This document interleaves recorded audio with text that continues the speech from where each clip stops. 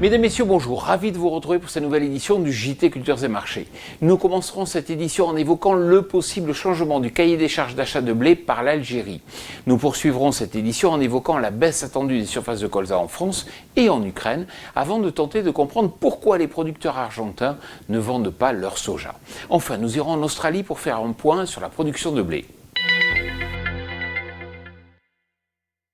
Premier importateur de blé français, l'Algérie pourrait rapidement changer son cahier des charges. En effet, dans son prochain appel d'offres, la tolérance de grains punaisés pourrait passer de 0,1 à 0,5% pour le blé, ayant un taux de protéines de 12,5%.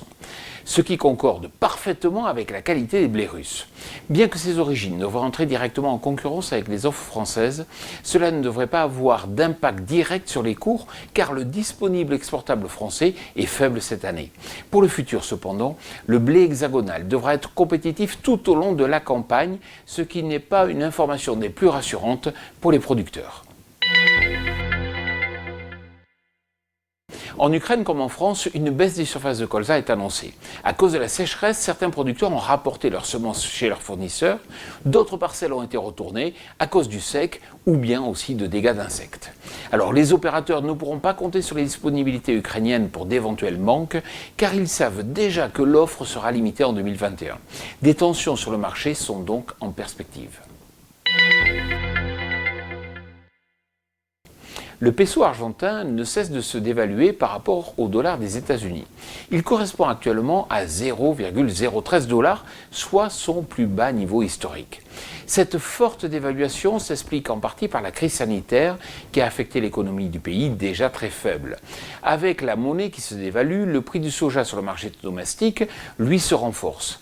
En effet, le soja argentin sur le marché intérieur FOB Argentine Up River s'affiche aujourd'hui à 32 656 pesos par tonne, soit un plus haut historique.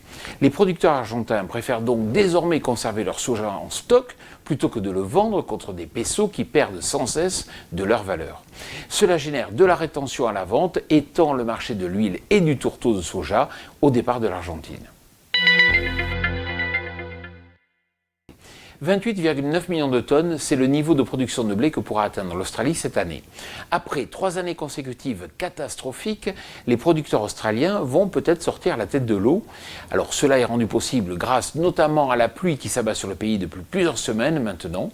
Si les estimations de production fournies par le ministère sont bonnes, l'Australie enregistrerait sa 3e meilleure récolte de son histoire.